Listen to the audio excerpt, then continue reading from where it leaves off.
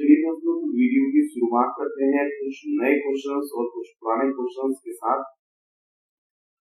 कुछ लोग कहते हैं कि सर आप पुराने क्वेश्चंस को क्यों इंक्लूड करते हैं, तो उनके लिए मेरा रिप्लाई है कि भाई आप अकेले नहीं हैं, बहुत सारे लोग हैं जो मेरी वीडियोस को देख करके स्टडी कर रहे हैं और हो सकता है जितना आप आगे पढ़ चुके हो वो ना पढ़ चुके हो, इसलिए मैं क्वेश्चंस को रिवाइज कराता हूँ।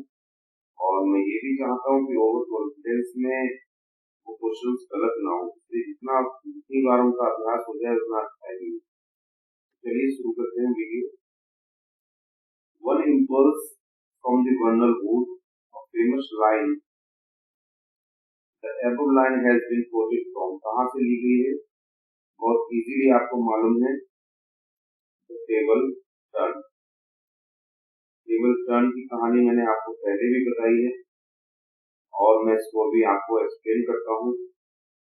One impulse from the वर्नल would, ये बहुत ही अच्छी लाइन आप कहिएगा, टेबल टर्न से है और फेमस लाइन है। टेबल टर्न में जो विलियम वर्ड्सवर्थ हैं वो अपने मित्र को सजेस्ट कर रहे हैं, जो किताबों में लगा रहता है, किताबों को पढ़ना पसंद करता है, उसको वो सजेस्ट करते हैं कि भाई किताबों में लगे रहने से बहुत ज्यादा कुछ हासिल नहीं होने वाला है, इससे अच्छा होगा कि आप प्रकृति की शरण में जाएं और प्रकृति का कोई भी पहलू आपको इन किताबों से अधिक सिखा सकता है। ये मैसेज अपने दोस्त को समझाते हुए ये कविता लिख रहे हैं विलियम वर्ड्सवर्थ, टेबल टर्न। ये टेबल टर्न जो टाइटल है आपको दिखा दूं, ये वो टेबल की बात है जिस पर बैठ करके वो पढ़ता रहता है। टेबल टर्न यानी अपनी टेबल टर्न कर लो भाई, प्रकृति की ओर देखो, प्रकृति तुम्हें अपनी टेबल प्रकृति किताबों से ज्यादा सिखा सकती है। आइए कुछ फैक्ट्स जानते हैं इसके बारे में। ये मैंने आपको बता दिया कि the above line has been quoted from the poem The Table Turn, composed by William Wordsworth. In this poem, the speaker begins by telling his friend to stop reading. यहाँ पर विलियम वर्ड्सवर्थ हैं वो अपने मित्र से कहते हैं कि भाई पढ़ना, जो किताबें पढ़ना है उसको रोक दीजिए। He will become fat from being sedentary, क्योंकि यदि आप लगातार बैठ करके एक ही स्थान पर बैठ करके किताबों को पढ़ते रहेंगे तो आप मोटे हो जाएंगे, आप आलसी हो जाएंगे। The speaker further asked why he chooses to be so serious. वो कहते हैं कि आपने अपने आप को क्यों इतना गंभीर बनाया हुआ है। While outside there is a beautiful evening scene. आपको बता दूं इसी कविता में वर्ड्सवर्थ कहते हैं कि आओ भाई, उस शाम का समय है, इवनिंग का समय है, तो देखिए कितनी सुंदर ये शाम है और आप अपनी किताबों में लगे हुए हैं, अपनी टेबल पर आप किताबें पढ़ रहे हैं। तो कहते हैं प्रकृति, उनका मोटिव है कि हर व्यक्ति को समय निकाल करके प्रकृति की शरण में जाना चाहिए। इसी मैसेज को कन्वे करने के लिए उन्होंने ये पोएम लिखी, द टेबल टर्न। कहते प्रकृति का कोई भी एक पहलू आपको किसी भी किताब से ज्यादा समझा सकता है, सिखा सकता है। The speaker is telling his friend that he nature has more to teach than books. देखिए वही बात है कि प्रकृति में बहुत कुछ ज्यादा है सीखने के लिए किताबों से ज्यादा, and that he should go outside rather than seek refuge in dry place. वो कहते हैं कि अपनी किताबों के पन्नों से, सूखे हुए पन्नों से आप बाहर आइए और जो प्रकृति के हरे भरे क्षेत्र है उनको आप देखिए और उनकी सुंदरता का आप आनंद लीजिए। The table turn consists of 8 4-line stanzas. आप ध्यान दीजिए, नोट कर सकते हैं। इसमें 8 स्टेंजा है, 4-line stanzas, जो कि 4 लाइन वाले स्टेंजा यानी क्वार्टेट में लिखा गया है। आगे it is a ballot, it is in ballot form, ये बैलेट की फॉर्म में है डायरेक्ट का संबंध फोर लाइन स्टैंजा से भी होता है, याद रखिएगा दोस्तों। And written in the style of iambus, meter pentameter है। इसकी वीडियो में प्रॉपर आपको बताऊंगा, समझाऊंगा बिल्कुल अलग से। इसमें आपका क्या कहते हैं कि ये स्टाइल जो है आयम्बस है, मीटर है, फुट है, ये सारी चीजें मैं आपको समझाऊंगा। लेवल क्या होता है, उसके प्रकार क्या होते हैं, फुट क्या होता है, मीटर क्या होता है, उसके प्रकार क्या होते हैं, ये मैं आपको डिटेल में समझाऊंगा। नेक्स्ट क्वेश्चन की ओर चलते हैं। द साउंडिंग कैटरैक्ट, देखिए बहुत अच्छी इंपॉर्टेंट लाइन है। The sounding cataract haunted me like a passage, बहुत ही इंपॉर्टेंट है। दो कविताएं मैंने आपसे बात की है, दो कविताओं को पढ़ने की, मोस्ट इंपॉर्टेंट है। Children away, ode to intimation of immortality, इसका अगर आपके पास टेक्स्ट हो तो प्लीज आप एक बार टेक्स्ट जरूर पढ़ें। These lines occur in the poem, इस लाइन में मतलब इस पोएम में ये आई है, तो सभी को मालूम है। चिल्ड्रन अवे में ये आई है। फेमस लाइन है sounding cataract haunted me like a passage. और दोस्तों ये वही अवस्था है, युवा अवस्था का, उसमें वर्णन किया गया है।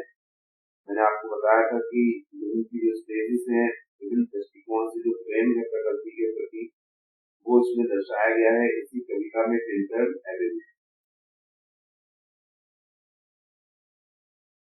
The sounding cataract haunted me like a castle. These lines have been taken from one of the famous poem lines composed a few miles above Dinton Abbey, or in short, Dinton Abbey. Short में इसको different एवे बोल दिया जाता है। Next question है दोस्तों, बहुत ही इंपॉर्टेंट है और लाइन आप पढ़ेंगे शायद आपको याद भी आ जाए। Will no one tell me what she says, कोई मुझे बताएगा कि वह क्या गा रही है। परहैप्स, शायद, द प्लेंटिव नंबर्स फ्लो, बहुत सारी सुंदर पंक्तियां, बहुत सारे सुंदर शब्दों का वो प्रयोग कर रही है। For old unhappy, four of days, four old unhappy, जो समय बीत चुका है, जो पुरानी यादें हैं। फार ऑफ डेज, बहुत सारी पुरानी चीजें जिनको याद करते हुए वो गा रही है। अनहैप्पी, जो उसके जीवन में दुख का संकेत है, उन यादों को, उन पुराने दिनों को, दुख भरे दिनों को याद करते हुए वो गा रही है। और शायद, एंड बैटल्स लॉन्ग एगो, किसी पुराने युद्ध के बारे में, जो उसमें हानि हुई, जो उसमें दुख हुआ, जो उसमें नुकसान हुए, उनको याद करते हुए वो गा रही है। तो कोई क्या मुझे बताएगा कि वो किस विषय में गा रही है। दोस्तों ये लाइन है, बड़ी फेमस लाइन है, स्टैंजा है एक्चुअली ये पूरा। ये सॉलिटरी रीपर की लाइन है। सॉलिटरी रीपर कविता को 1805 में राइटर ने 1803 के टूर में, समझिए बात को मैं क्या कहना चाह रहा हूँ। 1803 में जो स्कॉटलैंड का टूर किया, रास्ते में ये दृश्य था कि डोरोथी वर्ड्सवर्थ के साथ में उनको एक सॉलिटरी रीपर यानी कि एक खेत में काम करने वाली महिला अकेले खेत में काम करते हुए नजर आती है।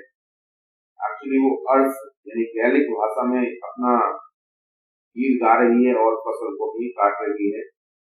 वर्ड्सवर्थ उसकी आवाज सुनते हैं मधुर, और उनको वो बड़ी मधुर आवाज लगती है। तो समझने का प्रयास करते हैं, परंतु भाषा उनको समझ में नहीं आती है। तो वो अपने माइंड से अंदाजा लगा रहे हैं कि वो किस विषय में गा रही हो। तो वहीं पे ये लाइन उसी पोएम से ली गई है। Will no one tell me, will no one, कोई भी नहीं बता पाएगा मुझको, व्हाट शी सेज, कि वह क्या गाती है। परहैप्स, शायद, द प्लेंटिव नंबर्स, बहुत अच्छे शब्दों का प्रयोग, बहुत अधिक मात्रा में शब्दों का प्रयोग, पंक्तियों का प्रयोग, अपनी जो रचना है, उसकी जो गीत है, उसको वो गा रही है। और अनहैप्पी, अंदाजा लगा रहे हैं यहाँ पर वर्ड्सवर्थ, शायद वो अनहैप्पी जो दुख भरे दिन है जो बीत चुके हैं, उन दुखों को याद करते हुए सैड सॉन्ग गा रही है। और बैटल्स और किसी युद्ध की वो बात कर रही है, लॉन्ग एगो, जो काफी समय पहले हुआ। सॉलिटरी रीपर की फेमस लाइन है, जिसको याद रखिएगा। थोड़ी सी और जानकारी मैं आपको यहाँ पर देता हूँ। The above lines have been taken from one of the famous poems, The Solitary Reaper by William Wordsworth. पहली बात करते हैं, The Solitary Reaper was written on November 5, 1805. देखिए मैंने कहा था 1803 में टूर हुआ था इनका। आपको मैंने बायोग्राफी में भी बताया कि 1803 में ये स्कॉटलैंड के टूर पर गए हैं, जहां पर इनकी मुलाकात सर वाल्टर स्कॉट से होती है, जिनको मैंने आपको बताया है कि हिस्टोरिकल नॉवेल के फादर के रूप में जाना जाता है। बाद में उसी क्षण को याद करते हुए, सॉलिटरी रीपर के सॉन्ग को याद करते हुए उन्होंने ये कविता लिखी 1805 में और पब्लिश हुई 1807। The poem is broken into 4 8-line stanzas, 32 lines। देखिए 4 8-line stanza इसमें है, 4 8-line stanza। 8-line stanza यानी ऑक्टेव में लिखी गई है ये। Most of the poem is in iambic tetrameter। iambic tetrameter का इसमें प्रयोग किया गया है दोस्तों। ये चीजें दोस्तों आपको समझ में नहीं आती होंगी, बिल्कुल यहाँ ये थोड़ा टफ चीजें हैं, ये स्टाइल है, तो ये मैं जरूर एक वीडियो जल्दी से आपको बना दूंगा, जिसमें आप इन सब चीजों को क्लियर कर पाएंगे। The rhyme scheme for the stanza is either, ये rhyme scheme दी हुई है, ये इनकी rhyme scheme है इस कविता की। तो iambic tetrameter आपको याद रखना है और stanza याद रखना है।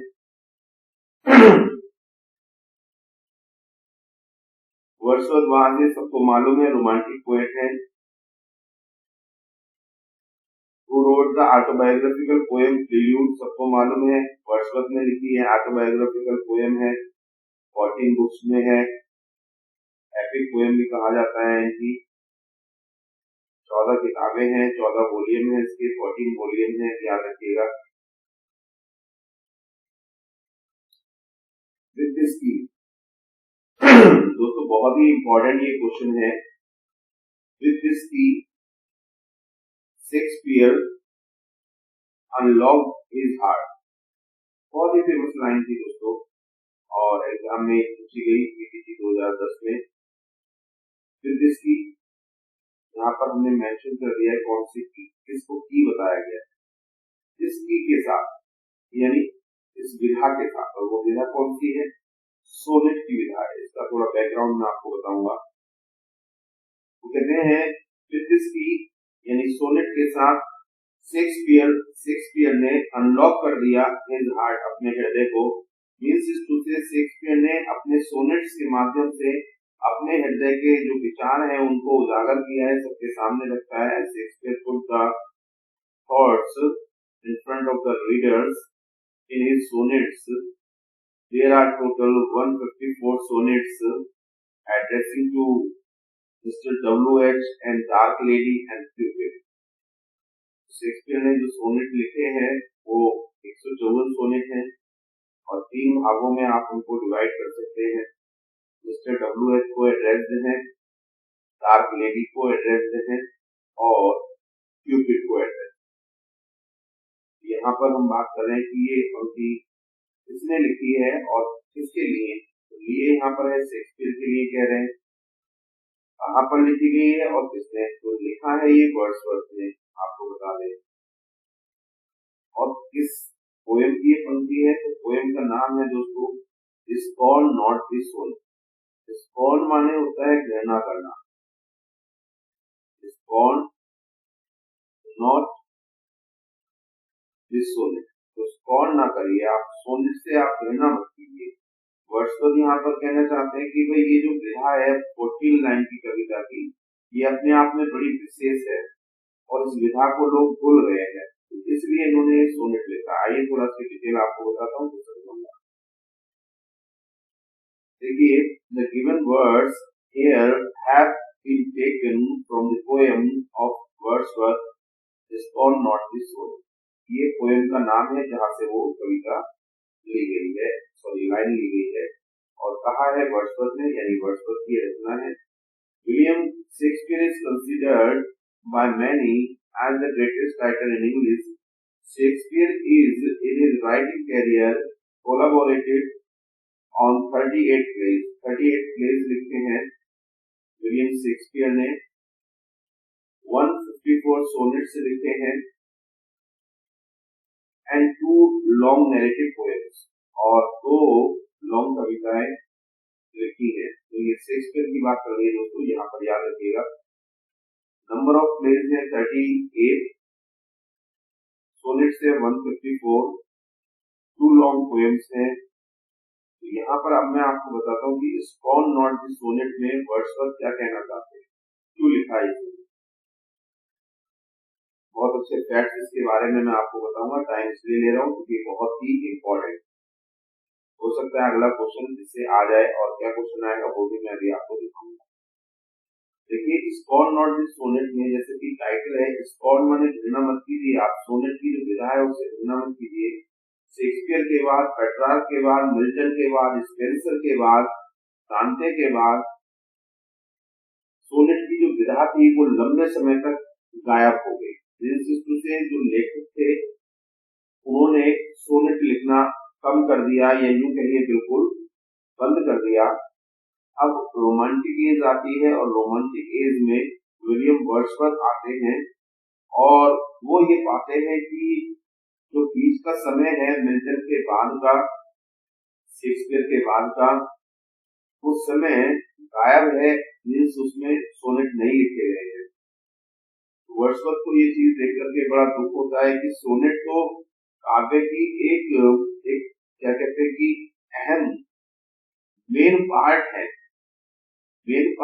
मुख्य पार्ट है साहित्य का, अंग्रेजी साहित्य का, और इसको लोग कैसे भूल सकते हैं। तो लोगों को याद दिलाने के लिए और इसकी इम्पोर्टेंस बताने के लिए इन्होंने ये सोनेट लिखा, स्कॉन नॉट दी सोनेट, और इसमें इन्होंने ये लाइन यूज की है, विद दिस की शेक्सपियर अनलॉक हिज हार्ट। इस की के साथ शेक्सपियर ने अपने हृदय को लोगों के सामने, रीडर्स के सामने अपनी रचनाओं में या सोनेट में उड़ेल दिया। तो आइए मैं आपको इसकी जो इम्पोर्टेंट चीजें हैं वो आपको दिखाता हूँ और आपको बड़ा अच्छा भी लगेगा।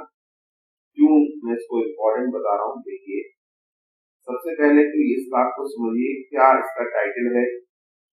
जब पर्टिकुलर कोई नाम नहीं दिया जाता है किसी रचना को तो उसकी पहली लाइन को ही उसका टाइटल मान लिया जाता है, जैसे कि यहाँ पर है स्कॉन नॉट दी सोनेट, ये इसका टाइटल है और यही इसकी पहली line.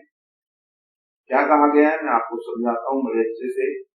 स्कॉन not the sonnet, critic you have frowned, अरे ओ आलोचको तुम्हें इस विधा से, सोनेट की विधा से घृणा नहीं करनी चाहिए।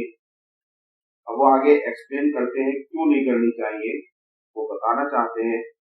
क्या बताते हैं, कहते हैं विद इसकी, इसकी के साथ यानी इस विधा के साथ, सोनेट की इस विधा के साथ Shakespeare unlocked his heart, Shakespeare ने अपने हृदय को उड़ेल दिया, अर्थात अपने विचारों को प्रस्तुत किया इस विधा के साथ। तो ये विधा कोई साधारण विधा नहीं हो सकती, क्योंकि शेक्सपियर जैसे महान राइटर ने इस विधा का प्रयोग किया है। Shakespeare uses most in 54 number 54 sonnets उन्होंने लिखे। अब यहाँ पे एक लाइन तो ये इम्पोर्टेंट है दोस्तों, ये एग्जाम में पूछी जा चुकी है। अब एक क्वेश्चन यहाँ से ये बनता है दोस्तों कि किस किसका नाम इस कविता में लिया है। देखिए पहला नाम आता है शेक्सपियर का, शेक्सपियर को के बारे में उन्होंने कहा। फिर वो आगे कहते हैं the melody of this small lute gave ease to Petrarch, ये जो छोटी सी विधा है, स्मॉल ल्यूट है, इसने पेट्रार्क जैसे लेखक को भी इसमें इन्वॉल्व करा लिया। मीन्स इसके आकर्षण से पेट्रार्क नहीं बच पाए, उन्होंने भी इस विधा का प्रयोग किया। ये शुरुआती राइटर है सोनेट के।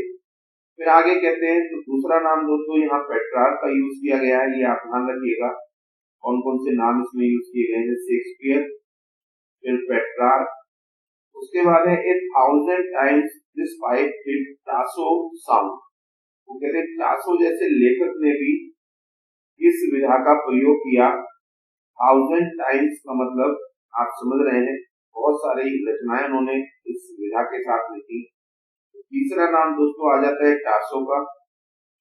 फिर उसके बाद आता है with it Camoens soothed an exile grief, और फिर नाम आता है दोस्तों कैमोन्स का, ये भी राइटर है, ध्यान रखिएगा। तो चौथा नाम कैमोन्स का आता है। इसके बाद में आता है दोस्तों amid the cypress with which Dante, यहाँ दांते को याद रखिएगा। इसके बाद जो नाम आता है वो दांते का आता है 5 नंबर पे। फिर दोस्तों स्पेंसर की बारी आती है, तो कहते हैं इट चीयर्ड माइल्ड स्पेंसर, इसने जो स्पेंसर थे उन्होंने भी सोनेट का एक कलेक्शन लिखा पूरा, तो स्पेंसर का नाम इसमें आता है 6 नंबर पे। देखिए कितने नाम एक ही सोनेट में इन्होंने यूज किए हैं, और दोस्तों ये सब वही नाम है जिन्होंने सोनेट विधा के साथ बहुत सारे अपने सोनेट लिखे हैं। आगे जो इम्पोर्टेंट लाइन जो मैं आपसे कह रहा था कि इस बार क्वेश्चन आपसे पूछा जा सकता है, इसको जरा ध्यान दीजिए। तो 7 नंबर पे है, सोनेट को कहा गया है कि मिल्टन के हाथ में जब सोनेट आए हैं, सोनेट की विधा आई है, तो ये एक ट्रम्प हो गई है, ट्रम्पेट हो गई है, मीन्स ऐसी सुरही हो गई है जिसका जो साउंड है वो बहुत दूर तक सुनाई देता है। Means it is a type of band which sounds loud. तो मिल्टन के लिए कहा गया है, लाइन क्या आएगी दोस्तों, कहा जाएगा in his hand. In his hand, hand का मतलब किसके हाथ में, मिल्टन के हाथ, मिल्टन के पेन से। Milton in his hand the thing became a trumpet. तो विच थिंग, दो तरह से क्वेश्चन आ सकता है, विच थिंग, कौन सी चीज मिल्टन के हाथ में जाकर के ट्रम्पेट बनने की बात हो रही है। तो आपको मालूम है कि वो सोनेट की बात कर रहे हैं, कि सोनेट की जो विधा है जब वो मिल्टन के हाथ में आई तो वो इतनी विस्तृत हो गई कि उसकी जो आवाज है वो सारी दुनिया में एक सुरही की आवाज की तरह गूंजने लगी। तो ये दूसरी इंपॉर्टेंट लाइन है दोस्तों। 7 लोगों के नाम इसमें लिए गए हैं, 7 राइटर्स के नाम, ये मैंने आपको बता दिया। पहली कोटेशन दोस्तों एग्जाम में पूछी जा चुकी है, और इस बार हो सकता है कि ये वाली क्वेश्चन, ये जो कोटेशन है ये आपसे पूछी जाए। तो उम्मीद है आपको नॉलेज ये पसंद आई होगी, इसको नोट जरूर कीजिएगा। आइए चलते हैं नेक्स्ट क्वेश्चन की ओर। Lucy poems by William Wordsworth referred to, जो लूसी पोएम्स है विलियम वर्ड्सवर्थ की, वो रेफर करती हैं, इसको रेफर करती हैं वर्ड्सवर्थ अर्ली पोएम्स, एक group of 5 lyrics by Wordsworth. तो ये हम पहले आपको बता चुके हैं, इसलिए ज्यादा टाइम नहीं लेंगे, सीधे बात करेंगे। A group of 5 lyrics, 5 lyrics हैं उनके लिखे हुए। मैंने आपको उनके नाम भी आपको पिछली वीडियो में मेंशन कराए हैं, लूसी पोएम्स कौन कौन सी हैं, तो वहां से आप अपने नोट्स आप बना चुके हैं, उनको आप याद रखिएगा। क्वेश्चन दोस्तों आपसे पूछा जाएगा, which is not a poem included in the Lucy poems.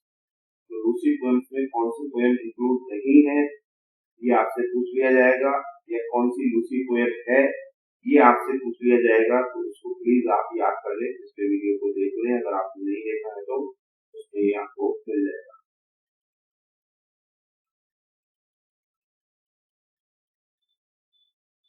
Poetry of romantic revival, the poetry of romantic revival is a revolt against, जो रोमांटिक रिवाइवल की पोएट्री है वो रिवोल्ट है, एक विद्रोह है, अगेंस्ट किसके खिलाफ है, The bondage of the classical rules of poetic diction, जो poetic diction के बॉन्डेज है, जिस बंधन है, आप ध्यान दीजिए, उन रूल के खिलाफ है। रोमांटिक रिवाइवल की जो पोएट्री है इसको दोस्तों मुझे आपको अलग से डीप में पढ़ाना पड़ेगा, ये कैरेक्टरिस्टिक में आता है। हम चारों की कैरेक्टरिस्टिक पढ़ेंगे हिस्ट्री वाले पोर्शन में, एलिजाबेथन पोएट्री उसकी कैरेक्टरिस्टिक्स, उसके बाद फिर हम पढ़ेंगे जो रिलेटेड है यानी ब्रिटेन वाले पार्ट की कैरेक्टरिस्टिक्स, रोमांटिक एज की और मॉडर्न एज की जो कैरेक्टरिस्टिक्स है पोएट्री की वो हमें जरूर पढ़नी होंगी और सोशल क्वेश्चन अगर आएंगे तो इस तरह के क्वेश्चन पूछे जाएंगे। तो इसका दोस्तों करेक्ट आंसर है the bondage of the classical rules of the poetic text.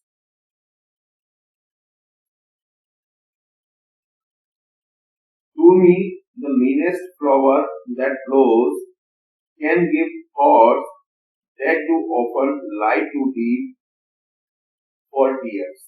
बहुत ही इंपॉर्टेंट लाइन है दोस्तों। Who said it? आपसे बस इतना पूछा गया किसकी लाइन है? To me the meanest flower। तो इतनी कोटेशन आप याद रखिएगा क्योंकि कई बार कोटेशन को थोड़ा सा तोड़ करके भी एग्जाम में दे दिया जाता है। To me the meanest flower, मेरे लिए the meanest flower है। और आगे ये वाली लाइन आप ध्यान रखिएगा, too often light too deep for tears. तो इतना यहाँ से भी आपसे पूछा जा सकता है।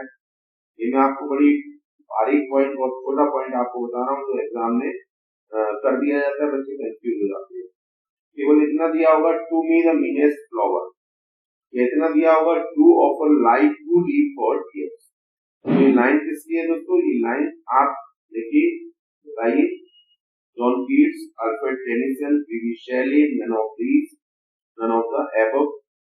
इनमें से किसी की तो है नहीं ये लाइन, क्योंकि ये लाइन वर्ड्सवर्थ की है, वर्ड्सवर्थ इसमें दिया नहीं है, तो उसको आंसर हो जाता है हमारा डी। लाइन वर्ड्सवर्थ की है, कहाँ से ली गई है आपको बताता हूँ। देखिए, the above lines have been taken from the poem Ode Intimation of Immortality from the Recollection of Early Childhood। देखिए कितने क्वेश्चंस केवल इन दो कविताओं से आए हैं दोस्तों। बार बार मैं आपसे कह रहा हूँ, यदि आपके पास टेक्स्ट हो तो जरूर आप पढ़ लें। मुझे समय मिलेगा तो मैं आपको टेक्स्ट भी पढ़ा दूंगा। Ode to intimation of immortality और किंटन एबे, बहुत ही फेमस इनकी कविताएं हैं, लिरिकल बैलाड्स की कविताएं हैं, याद रखिएगा, इंपॉर्टेंट है। आगे पढ़ते हैं। When Wordsworth completed this work in 1804, he called it simply Ode।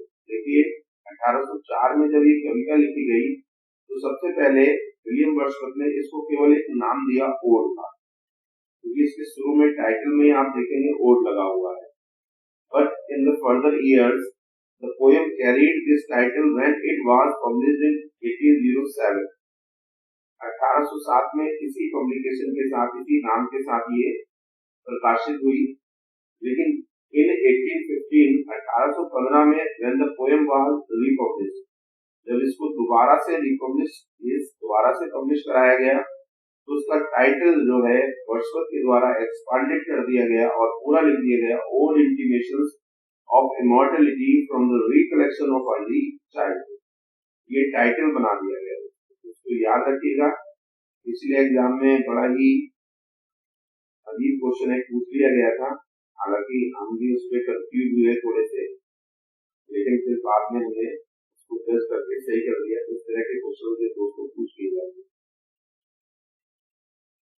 The title of Wordsworth first poetical volume, first poetical volume कौन सा है दोस्तों? सबको मालूम है, बहुत आसान है। अब तो आपको ये क्वेश्चंस याद हो गए होंगे।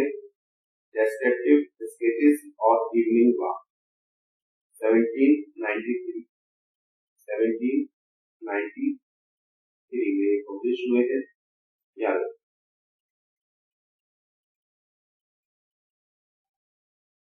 Descriptive sketches is one of the William Wordsworth's first two books. The other is an evening walk। देखिए सबसे पहली दो किताबें हैं an evening walk और descriptive sketches, दोनों का नाम याद रखिएगा।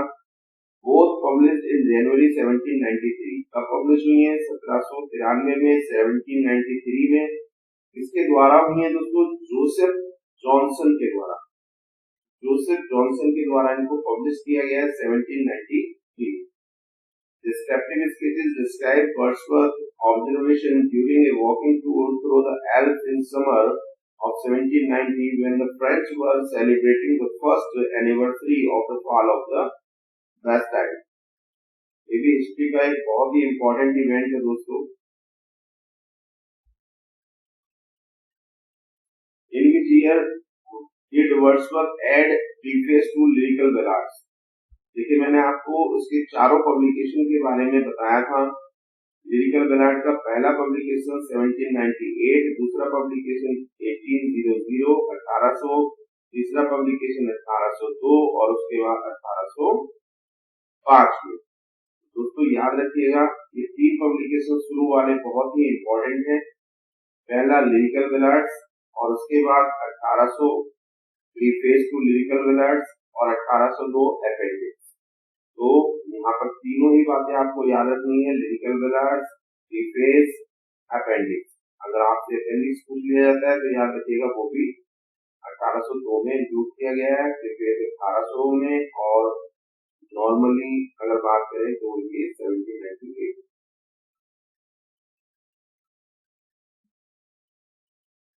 Biography and Literaria was written by, दोस्तों Biography and Literaria is a work by S.T. Coleridge और आपको ये भी बता दूं कि it is the work in which S.T. Coleridge criticizes the theory of poetic diction from the pen of William Wordsworth। William Wordsworth की जो theory है पोएटिक डिक्शन की उसको क्रिटिसाइज करने वाले एस.टी. कॉलरिज ने बायोग्राफिया लिटरेरिया में। नंबर रखिएगा कि वर्ड्सवर्थ की पोएटिक डिक्शन की जो थ्योरी है उसको क्रिटिसाइज करने वाले राइटर और कोई नहीं बल्कि एस.टी. कॉलरिज ने और उन्होंने बायोग्राफिया लिटरेरिया में उनकी थ्योरी को क्रिटिसाइज किया है। Okay, it is the work of Coleridge. Romanticism and idealism are the main features of, देखिए दोस्तों बड़ा धोखा देने वाला ये क्वेश्चन है। Romanticism and idealism are the main features of, ये वो बात है जो मैं आपको समझा रहा था कि कैरेक्टरिस्टिक्स पूछ ली जाती हैं दोस्तों एज की। तो रोमांटिक एज की आपसे पूछी जाएंगी, मॉडर्न एज की पूछी जाएंगी और एलिजाबेथन एज की पूछी जाएगी। 3 एज है, 3 राइटर है, इन्हीं की एज से क्वेश्चन पूछा जाएगा कैरेक्टरिस्टिक के ऊपर।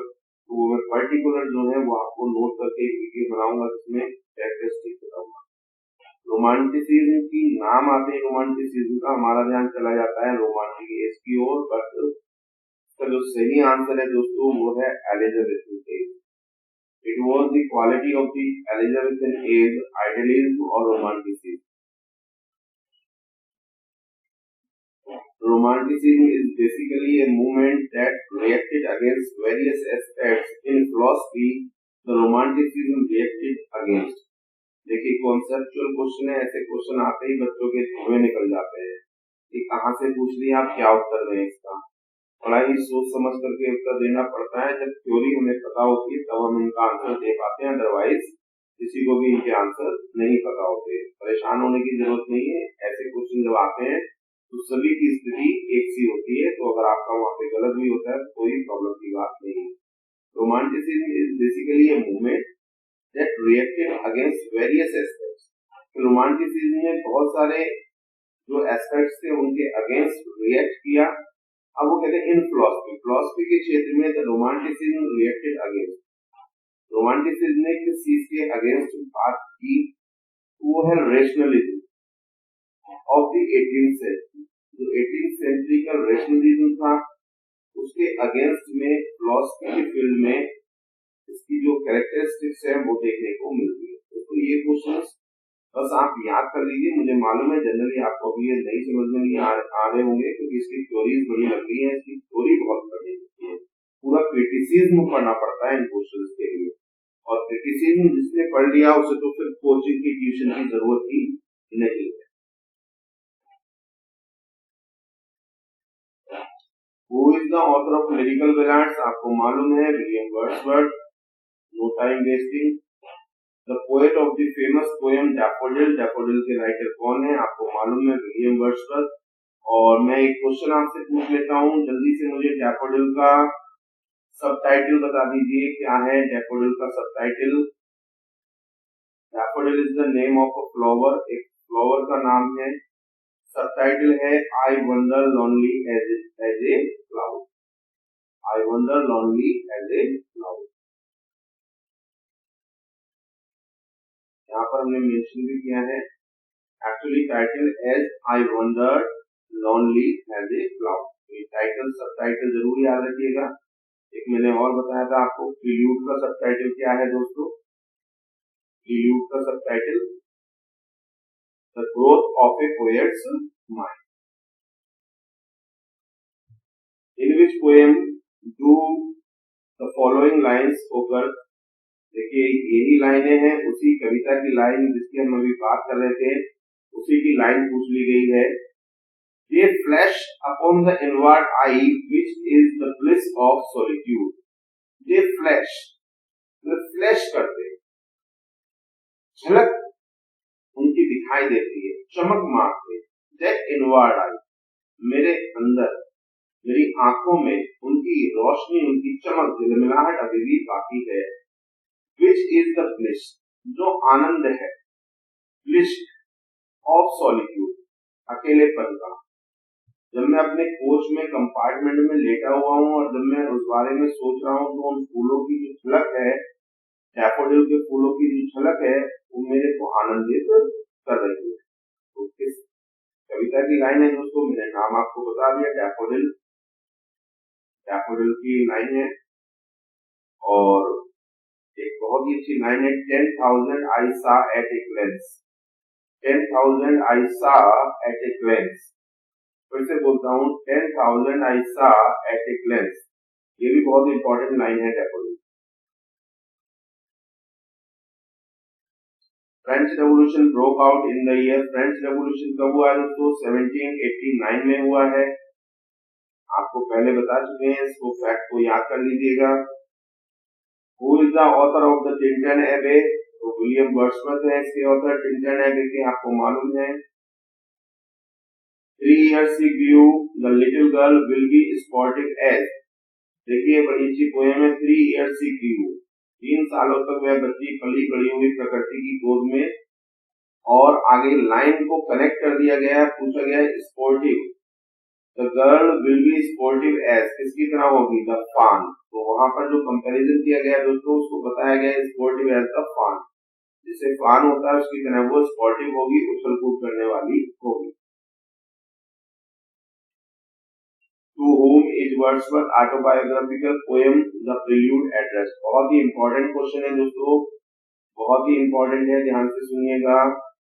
Wordsworth autobiographical poem The Prelude addressed to, किसको एड्रेस्ड है दोस्तों, ये तो सीधे सीधे आपको बताने कॉलरीज को एड्रेस्ड है, क्योंकि कॉलरीज ने विलियम वर्ड्सवर्थ को इंस्पायर किया इस बारे में लिखने के, और जब उन्होंने कविता लिखी तो फिर उन्होंने वो एड्रेस कर दी किसको, कॉलरीज को। यहाँ पर एक फैक्ट और आपको बता दूं, the prelude is a long blank verse poem, ये ब्लैंक वर्स में लिखा गया है दोस्तों। ये चीजें बहुत इंपॉर्टेंट है, आपको याद करनी, ये भी पूछा जाएगा आपसे इस बार एग्जाम में। स्टाइल जो है पोएम का वो जरूर आपसे पूछा जाएगा। यहाँ पर थोड़ा और आपको बता देता हूँ, Samuel Taylor Coleridge strongly urged Wordsworth to believe in himself. उन्होंने कहा कि भाई अपने में विश्वास रखो वर्ड्सवर्थ एज ए पोएट, एक कवि के रूप में, and use his talent to compose this poem, और अपने टैलेंट का प्रयोग करो। Coleridge is given credit for forcing Wordsworth to write the prelude. तो वर्ड्सवर्थ के द्वारा कॉलरीज को ही माना गया है कि उन्होंने मुझको इंस्पायर किया, इसीलिए उन्होंने ये कॉलरीज को एड्रेस की है। तो अगर आपसे पूछा जाए to whom the prelude is addressed, तो उसका सही आंसर है दोस्तों कॉलरीज, कॉलरीज को ये एड्रेस किया गया है। हु सेड, किसने कहा है दोस्तों, बहुत ही ये क्रिटिसिज्म है, ये इनकी थ्योरी है जो उन्होंने लिरिकल बैलाड्स में दी है, पोएटिक डिक्शन की थ्योरी है। तो उसकी मैं आपको बात बता दूं, इंपॉर्टेंट लाइन है, there is no essential difference between the language of a prose and that of the metrical composition. Metrical composition वो कहते हैं there is no essential difference, कोई भी एसेंशियल खास डिफरेंस नहीं है, अंतर नहीं है बिटवीन द लैंग्वेज, भाषा के अंदर, ऑफ प्रोज, इसकी पोएट्री की, जो प्रोज की भाषा है उसकी, और जो मेट्रिकल कंपोजिशन है यानी पोएट्री की लैंग्वेज है, उसमें कोई बहुत ज्यादा अंतर, बहुत ज्यादा डिफरेंस नहीं है। तो ये लाइन किसने कही है दोस्तों, वर्ड्सवर्थ की फेमस लाइन है, लिरिकल बैलाड से ली गई है, जो उनका पोएटिक डिक्शन की थ्योरी है उससे ली गई है। तो there is no essential difference between the language of prose and poetry. ये मीट्रिकल कंपोजिशन दोस्तों पोएट्री की बात कर रहे हैं, वो तो समझने में आसानी होगी आपको। मीट्रिकल यानी मीटर का प्रयोग किया जाता है पोएट्री में, तो यहाँ पर डिफरेंस की जो बात हो रही है वो प्रोज और पोएट्री की हो रही है।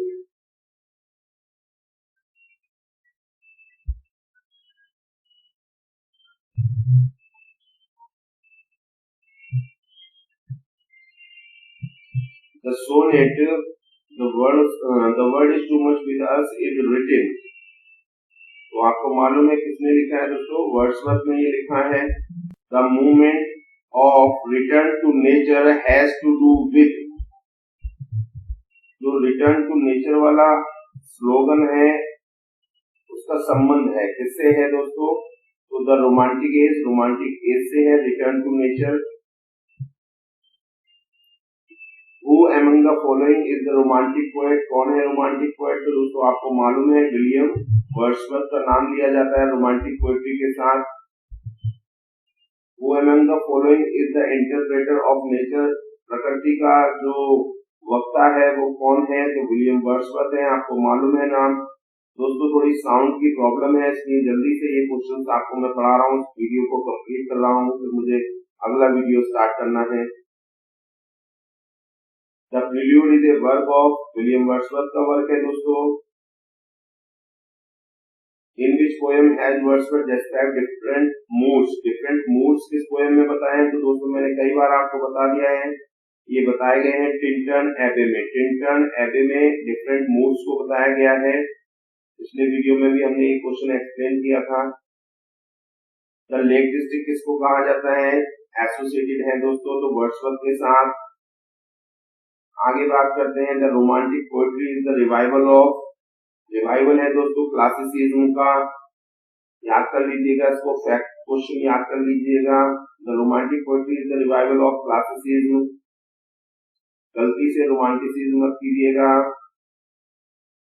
Name the poem from which the following words have been quoted. The gods approve the depth and not the tumult of the soul. बहुत ही इंपॉर्टेंट लाइन है दोस्तों, बहुत ही इंपॉर्टेंट लाइन है, याद कर लीजिएगा।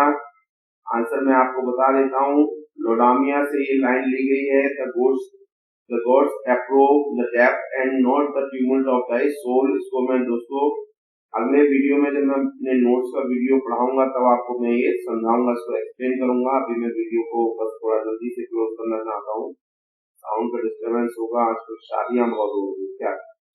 For a handful of silver he left us। हाँ ये क्वेश्चन बहुत इंपॉर्टेंट है, आपको बता देता हूँ किसने कहा है विलियम वर्ड्सवर्थ के बारे में कि for a handful of silver he left us, कि बहुत थोड़ा सा ही सिल्वर वो हमारे लिए, मुट्ठी भर सिल्वर हमारे लिए उसने छोड़ा है।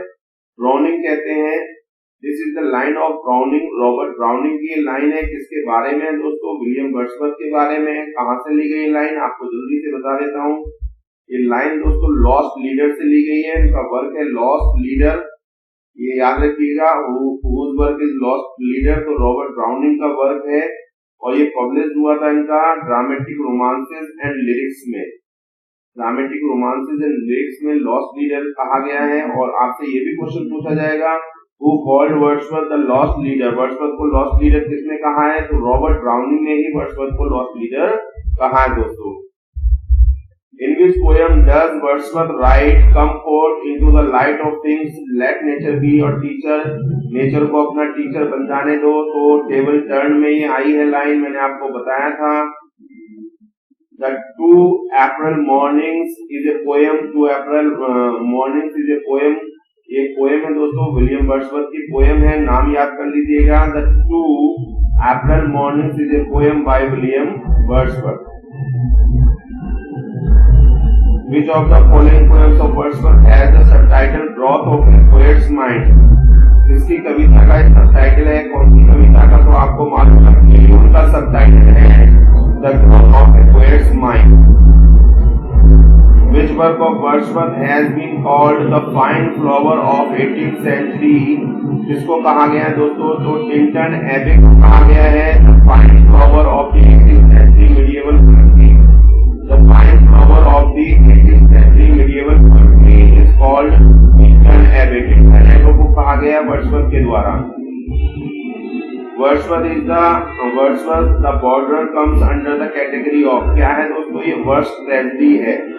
जो बॉर्डर्स इनका प्ले है, एकमात्र प्ले है, वो क्या है, वर्ड्स ट्रेजेडी है, यानी पंक्तियों में लिखी गई एक ट्रेजेडी है।